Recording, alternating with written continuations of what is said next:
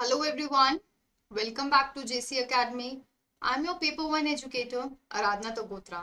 I have cleared my JRF in December 2024 with an All India rank of 23.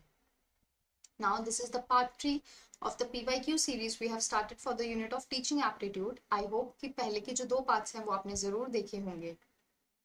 Now this is the QR code और the invite link, ठीक है, जिसके through आप हमारा Telegram group जो है dedicated to paper 1 उसको आप ज्वाइन कर सकते हैं.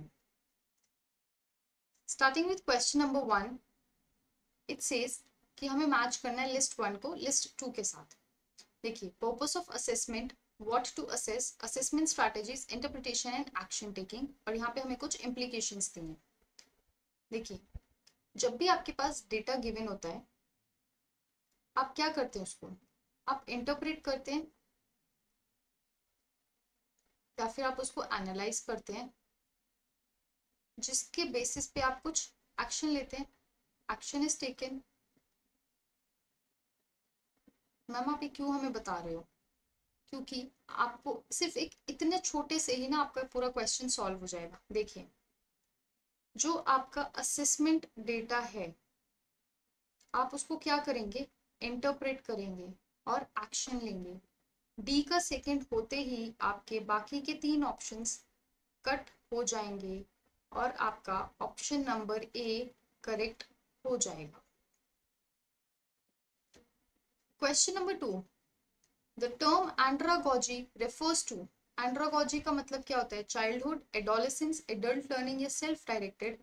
So it is adult learning theory, which is also called self determined theory. Self determined. So option number C हमारा करेक्ट हो जाएगा. देखिए, पेडागोजी में लोकस ऑफ कंट्रोल यानी जो एक्टिव रोल होता है वो किसका होता है? पेडागोजी में टीचर का होता है. एंड्रागोजी में टीचर लर्नर दोनों का होता है और मिडागोजी में लर्नर का होता है. एजुकेशन सेक्टर की बात करें तो पेडागोजी स्कूल्स में की जाती है ज़्यादातर. एंड्रागोजी हमारी एडल्ट एजुकेशन में होती है और यूटागोजी रिसर्च में होती है. कॉग्निशन लेवल की बात करें so it is cognitive, it is metacognitive and it is epistemic cognitive. So metacognitive is thinking about thinking,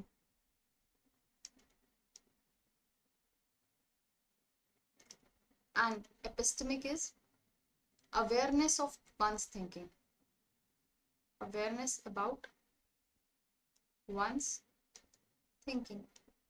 आप जो सोचते हैं वो क्यों सोचते हैं, अगर आपको उसकी अवेयरनेस है then it is epistemic cognition. Question number 3, sequence बताना है हमें to write a lesson plan. Lesson opening, pre planning, lesson layout, closure of lesson, extended practice. हमें मैम कुछ नहीं पता, बट हमें ये पता है कि जो लेसन का क्लोजर होता है ना वो सबसे एंड में होता है. कोई भी चीज़ लास्ट में जाके बंद होती है और उसी से हमारा आंसर निकल गया. देखिए, option number D, it starts with pre planning, then we have lesson opening, lesson layout, extended practice and closure of lesson. तो हमारा ऑप्शन नंबर डी करेक्ट हो जाएगा. Question number 4, when a teacher uses lecture method, तो क्या उसके advantages होते हैं? It provides new information to students, it provides original research which are generally not found in text book, it can dramatize important concepts with personal insights, it is less effective to promote thought and changing students attitude, it deals with critical analysis and problem solving. बाकी कुछ हमें पता है नहीं पता, एक चीज हमें पता है कि जो क्रिटिकल एनालिसिस है और प्रॉब्लम सॉल्विंग है ये हमारे कभी भी लेक्चर मेथड का पार्ट होगा या नहीं होगा? जल्दी बताओ. हमारे लेक्चर मेथड का पार्ट नहीं होगा. Critical analysis, problem solving, creative thinking, ये कभी भी हमारे लेक्चर मेथड का पार्ट नहीं होता. क्यों? क्योंकि लेक्चर मेथड में जो स्टूडेंट होता है वो क्या होता है? हमारा पैसिव होता है. और जैसे ही आप ई को एलिमिनेट करेंगे आपके 3 ऑप्शंस कट हो जाएंगे और आपका ऑप्शन नंबर ए करेक्ट हो जाएगा. यानी जो लेक्चर मेथड है स्टूडेंट्स को न्यू इन्फॉर्मेशन मिलती है, ठीक है. ओरिजिनल रिसर्च टू स्टूडेंट्स, कुछ ऐसी इंफॉर्मेशन जो टेक्स्ट बुक में नहीं मिलती टीचर्स के लेक्चर्स के थ्रू हमें पता लगती है, एंड वहाँ पे कुछ कॉन्सेप्ट्स ऐसे होते हैं जो टीचर अपने पर्सनल एक्सपीरियंसेस, अपने इनसाइट्स के थ्रू वो आपसे शेयर करता है। तो ऑप्शन नंबर ए हमारा करेक्ट हो जाएगा। क्वेश्चन नंबर 5, फिर से अरेंज द फॉलोइंग। ठीक है, हमें प्रॉब्लम सॉल्विंग स्ट्रैटेजी बताया, उसके हमें स्टेप्स बताने हैं प्रॉब्लम सॉल्विंग स्ट्रैटेजीज के। ठीक है, generation of many possible outcomes, determine how to implement the solution and evaluate the success of solution, make a decision, evaluate each solution and define the problem। एक चीज तो बहुत clear है, evaluation चाहे success है चाहे फेलियर है, ये हमेशा लास्ट में आता है। तो जैसे ही बी लास्ट में आएगा, फिर से 3 ऑप्शंस एलिमिनेट हो जाएंगे। आपको समझ आ रहा है आपको कैसे क्वेश्चन को सॉल्व करना है विद इन फ्यू सेकेंड्स? आपने बस एक बार गो थ्रू करना है हर एक वर्ड को, हर एक ऑप्शन को गो थ्रू कीजिए और आपको पता लग जाएगा ये फर्स्ट स्टेप है, लास्ट स्टेप है, and you are sorted. Option number B, सबसे पहले हम प्रॉब्लम को डिफाइन करेंगे, उसके बाद हम सॉल्यूशंस को जनरेट करेंगे, उसके बाद हमारा इवैल्यूएशन आएगा हर एक सोल्यूशन को, फिर हम एक डिसीजन बनाएंगे और हम उसको इम्प्लीमेंट करके इवैल्यूएट करेंगे। क्वेश्चन 6, लर्निंग फॉर ऑल का मतलब क्या होता है? लर्निंग फॉर ऑल बोल दीजिए या फिर आप बोल दीजिए एजुकेशन फॉर ऑल। इसका मतलब क्या होता है? इसका मतलब होता है हमारा इंक्लूसिव एंड इक्विटेबल एजुकेशन, यानी ऑप्शन नंबर सी। ठीक है, जो हमारा ऑप्शन नंबर 3 है, यानी सी ओनली, ये हमारा करेक्ट हो जाएगा। क्वेश्चन नंबर 7, लर्निंग स्टाइल्स और स्ट्रेंथ दिए, ये हमारा Kolbe's experiential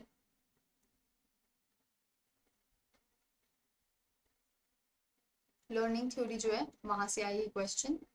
convergent, divergent, assimilator and accommodative. देखिए, जो कन्वर्जेंट होते हैं वो हमेशा आइडियाज की प्रैक्टिकलिटी पे बिलीव करते हैं, आइडियाज की प्रैक्टिकलिटी पर बिलीव करते हैं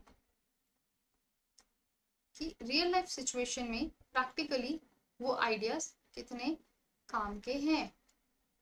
कन्वर्जेंट का ऑपोजिट क्या होता है हमारा? डाइवर्जेंट। और अगर कन्वर्जेंट हमारे प्रैक्टिकल होंगे तो डाइवर्जेंट क्या होंगे हमारे? इमेजिनेटिव, है ना। अब देखिए, convergent practical applications of idea, A का सेकंड, जैसे ही ए का सेकंड आया हमारे 2 ऑप्शंस एलिमिनेट हो गए। डाइवर्जेंट इमेजिनेटिव एबिलिटी और बी का 4, लो ऑप्शन नंबर सी यहाँ पे हमारा करेक्ट हो जाएगा। ठीक है, आंसर नंबर सी हमारा हो जाएगा। Question 8, the role of a teacher in simulation model is that of explaining, designing, describing, choosing activity। The role of a teacher is of designing। देखिए, सिमुलेशन क्या होता है कि आप एक एनवायरमेंट क्रिएट करते हैं, ठीक है, लुक अलाइक एनवायरमेंट। जैसे फॉर एग्जांपल जो पायलट्स होते हैं, पायलट्स की ट्रेनिंग जो होती है, पायलट ट्रेनिंग, आपको क्या लगता है कि वो सीधा उनको एरोप्लेन में बिठा देते हैं, उनको एरोप्लेन दे देते हैं कि ये लो एरोप्लेन और उड़ाओ? नहीं, वो उनको एक सिमुलेटेड एनवायरनमेंट प्रोवाइड करते हैं जहाँ पे हर एक चीज ऐसी होती है कि जैसे वो एक रियल के एरोप्लेन में बैठे हैं। ठीक है, जैसे आप कार ड्राइविंग के लिए जाते हैं, वहाँ पे भी आपको एक सिमुलेटेड एनवायरनमेंट प्रोवाइड किया जाता है। इसीलिए जो रोल ऑफ अ टीचर होता है ना, वो डिजाइनिंग का होता है। ऑल्दो टीचर एक्सप्लेन भी करता है, टीचर डिस्क्राइब भी करता है और टीचर एक्टिविटी भी चूज करता है, लेकिन वो सबसे इंपॉर्टेंट काम क्या करता है कि वो आपको एक ऐसा एनवायरनमेंट डिजाइन करके देता है, एनवायरनमेंट क्रिएट करके देता है। इसलिए जो यहाँ पे हमारा सही आंसर होगा that will be designing. Question 9, again match the following, classroom management, collaboration, affective domain, cognitive domain. ठीक है, आपको जो समझ आता है ना आप उससे सबसे पहले मैच कीजिए। हमें पता है एटीट्यूड और फीलिंग्स हमारे किससे रिलेटेड होती है? अफेक्टिव डोमेन से। तो सी का 1, जैसे ही सी का 1 हुआ, देखो 3 ऑप्शन एलिमिनेट, बाकी भी चेक करते हैं। Classroom management, techniques use to maintain a healthy learning environment, ठीक है। Collaboration, a philosophy about how to relate to others, आप कैसे दूसरों के साथ कोलैबोरेट करते हैं, कोऑपरेट करते हैं, correct. Affective domain, attitude and feeling, and cognitive domain is memory and reasoning objectives, हमारा ऑप्शन नंबर ए यहाँ पे करेक्ट हो जाएगा। Question 10, which of the following is advantages of behavioral objectives that determine teaching and learning, ठीक है। These are teacher centered, these make learning focused and achievable, these focus too narrowly, these limit opportunities from spontaneous unintended outcomes in learning experiences। देखिए इन्होंने advantages की बात की है, question में क्या पूछा है, एडवांटेजेस। जब यहाँ पे इन्होंने टू नैरो दे दिया, ये क्या है, गलत स्टेटमेंट, डिसएडवांटेज है। Limiting the opportunities, it is also negative statement. अब हम दो ऑप्शंस में रह गए, दीज आर टीचर सेंटर्ड, जो बिहेवियरल ऑब्जेक्ट्स हैं, and they make learning focused and achievable, आपको कौन सा बेटर लग रहा है? ऑब्वियसली हमारा ऑप्शन नंबर बी यहाँ पे करेक्ट हो जाएगा, ठीक है।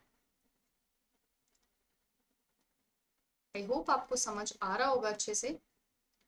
Question number 11, Which of the following are the characteristics of adolescent learners? हमारे adolescent learner के क्या क्या characteristics होते हैं?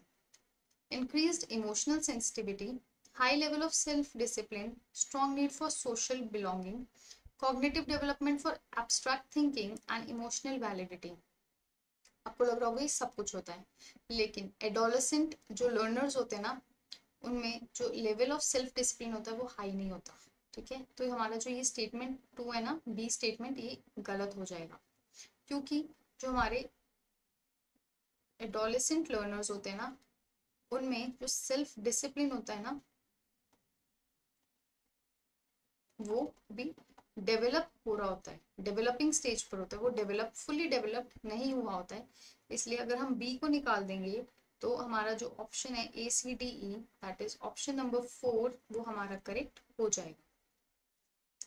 So adolescents, they are emotionally sensitive, ठीक है, they need strong social belonging, ठीक है, उनको social belonging, फ्रेंड्स के साथ घूमना फिरना, सोशल ग्रुप्स बनाना उनको अच्छा लगता है।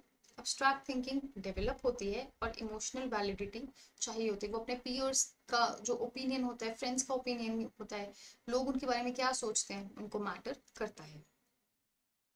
Then question number 12 says, Which of the following is the strategy that supports motivation?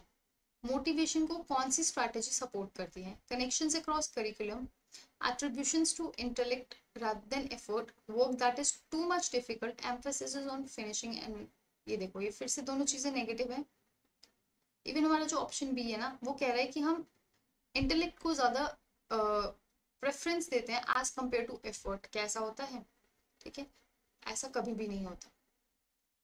सो हमारा ऑप्शन नंबर ए यहाँ पे करेक्ट हो जाएगा, that is connections across curriculum. Connections across curriculum का मतलब क्या होता है? कनेक्शंस अक्रॉस करिकुलम का मतलब क्या हो गया कि क्रिएटिंग relationships या understanding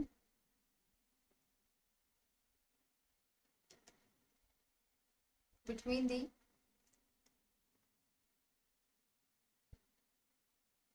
given concepts, ठीक है। जो आपका करिकुलम है, आप उसके बीच में कनेक्शंस बना पा रहे हैं, ठीक है, आप कॉन्सेप्ट्स बिल्ड कर पा रहे हैं, कॉन्सेप्ट मैपिंग कर पा रहे हैं, that is connections across curriculum. Question 13, which of the following is true regarding extrinsic motivation? It is based on the factors not related to the activity itself. It is a natural tendency to seek personal interest, natural tendency to conquer challenges. It motivates to do something we don't need to do. देखो सबसे पहले ऐसी तो कोई statement होती नहीं है, ठीक है, और जहाँ पे नेचुरल टेंडेंसी की बात है तो नेचुरल टेंडेंसी, अगर आपको विद इन योर सेल्फ, ठीक है, अगर आपका कुछ करने का मन कर रहा है तो क्या वो एक्सट्रिंसिक मोटिवेशन होगा? नहीं मैम, उसको हम इंट्रिंसिक मोटिवेशन बोलते हैं, वो हमारा इंट्रिंसिक होता है। तो उस हिसाब से हमारा ऑप्शन 2 और 3 भी गया, we are left with option number 1, so हमारा करेक्ट ऑप्शन ए हो जाएगा। ठीक है, आपने देखा आपने कैसे थोड़ी सी इंटेलेक्ट यूज करके आपने क्वेश्चंस सॉल्व किए, और जो मतलब बाकी के ऑप्शन से आपने उसको एलिमिनेट कर दिया। Question 14, which of the following assessment type would require to carry out an activity or produce a product in order to demonstrate learning?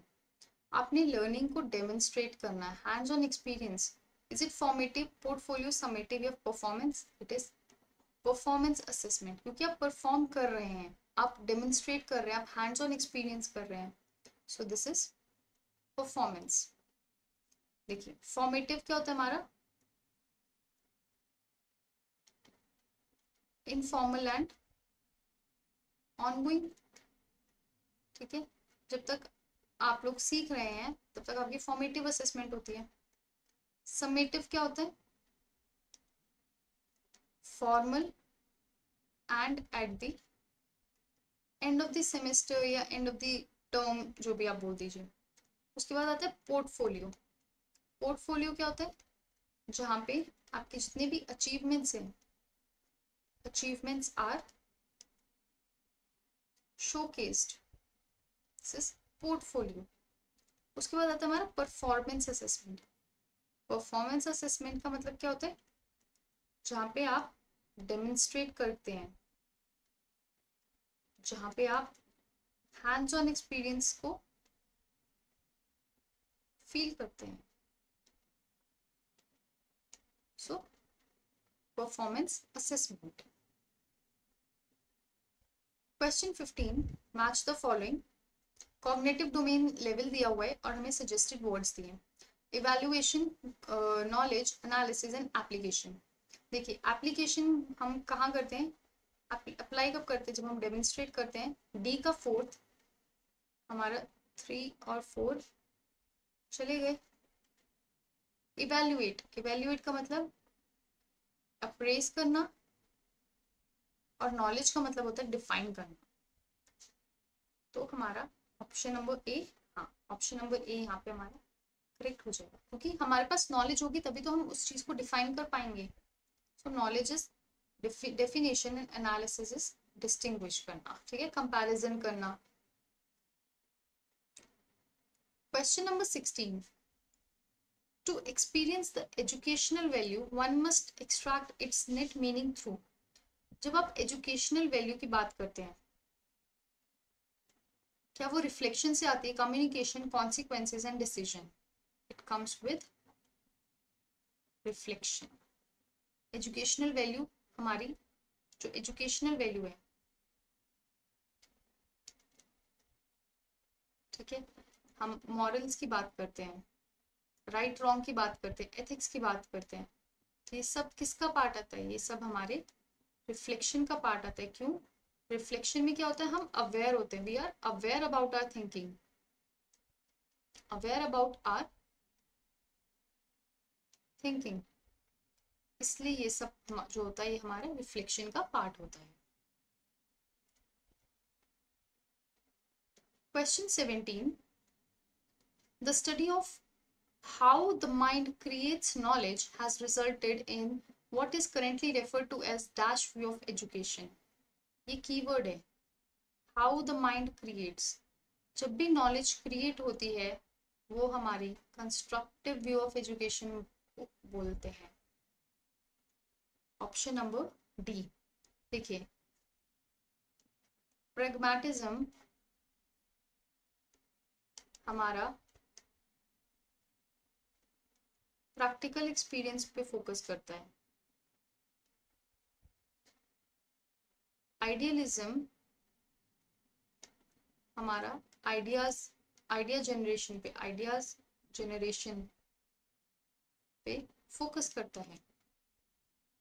Metacognition, it is a concept, ठीक है, metacognition It is a concept of thinking about thinking. ठीक है, thinking about thinking.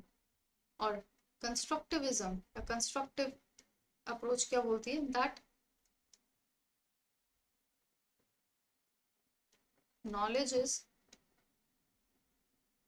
created through experiences. Knowledge is created through experiences. तो ये हमारा constructive approach आता है. Question number 18. Arrange the following introduced in increasing order of age of students. ठीक है, छोटे से बड़े इंक्रीजिंग ऑर्डर में लगाना है. Taxonomy, team teaching, personalised system of instructions, concept of interaction, model of teaching. आपको जो इंस्ट्रक्शंस दिए जाते हैं, आप वो पर्सनलाइज्ड या कस्टमाइज्ड, क्या वो बेसिक लेवल पे होता है या वो हायर लेवल पे होता है? वो हायर लेवल पे होता है. ठीक है, तो जो हमारा सी आएगा वो सबसे लास्ट में आएगा क्योंकि हाईएस्ट लेवल है. तो उस हिसाब से हमारा ऑप्शन नंबर 3 और ऑप्शन नंबर 4 कट हो गया. ठीक है. Taxonomy of educational objective, team teaching. देखो, टीम टीचिंग क्या होता है? जहां पर इट इज सबसे पहले it is a teacher centred approach. It is a teacher centred approach. ठीक है, यहाँ पे टीचर आपको पढ़ाता है, वो बेसिक लेवल होता है ना. तो टीम टीचिंग जो होगा हमारा वो सबसे पहले आएगा. ऑप्शन नंबर बी हमारा करेक्ट हो जाएगा. सबसे पहले हमारा टीम टीचिंग आता है, then educational objectives, concept of interactional model of teaching, and then we have personalised system of education. Option number B correct हो जाएगा. क्वेश्चन 19. Match the following. हमें कुछ टेक्नोलॉजीज दी हैं. Modern teaching, traditional, instructional, educational. ठीक है. Goals are described, feedback is obtain, team teaching, time for completion of a task. मैंने अभी आपको बताया था टीम टीचिंग क्या है, टीचर सेंटर्ड है. टीचर सेंटर्ड जो हमारी फिलोसफी है या जो हमारी टेक्नोलॉजी है वो क्या है, ट्रेडिशनल है. तो जहाँ पे आप टीम टीचिंग को रिलेट करेंगे ट्रेडिशनल से, यानी बी का हमारा 3 हो जाएगा. तो आपका आंसर आ जाएगा क्योंकि आपके ये बाकी के जो 3 ऑप्शंस है वो कट हो जाएंगे और हमारा ऑप्शन नंबर बी यहाँ पे करेक्ट हो जाएगा. देखिए, goals are decided in the context of needs of a nation. This is educational technology. Feedback is obtained at local level, instructional. Team teaching, traditional. And time to complete a task for all the students is a modern teaching technology. Question 20. Spearman attributed the general factor of intelligence to dash, a concept that is believed to be originated with Aristotle. Hemispheric, soul, internal, mental. एक new question है, एक अच्छा question है. इसका जो answer है that is option number D, which is mental energy. देखिए, Spearman ने 2 फैक्टर थ्योरी दी थी. ठीक है, उसमें उन्होंने दो, मतलब देखिए 2 फैक्टर थ्योरी है. तो स्पीयरमैन की जो थ्योरी है उसके 2 फैक्टर्स हैं हमारे बेसिकली. ठीक है, S factor and ji factor. So ji factor is for general ability and it is involved in every general mental ability task of the person. तभी it is a mental energy. और जो S factor है it is responsible only for specific intellectual abilities. ठीक है, specifically कुछ बच्चे art में बहुत अच्छे होते हैं, चाहे वो पढ़ाई में अच्छे हों या नहीं हो, वो आर्ट वर्क में बहुत अच्छे होते हैं. स्पेसिफिक स्किल सबके पास नहीं होता. ठीक है, तो एंड अगर मेंटल एबिलिटी की बात करें तो मे बी वो मैथ्स में बहुत अच्छे होते हैं कुछ स्टूडेंट्स. ठीक है, उनका मैथ्स बहुत स्ट्रांग होता है. सो these are the 2 factors. S factor that is specific and G factor is for general mental ability. इसलिए जो यहाँ पे इन्होंने factor of intelligence बोला है ना, general factor of intelligence, it is related to the mental energy. So that is all for today's class. ठीक है, आई होप आपको क्वेश्चंस अच्छे लगे होंगे और आप इनसे नोट्स जरूर बनाएंगे. These are the social media handles of JC Academy. Connect to them to keep yourself updated. And that is all for today. Thank you so very much. See you in next class. Bye. Take care and happy learning.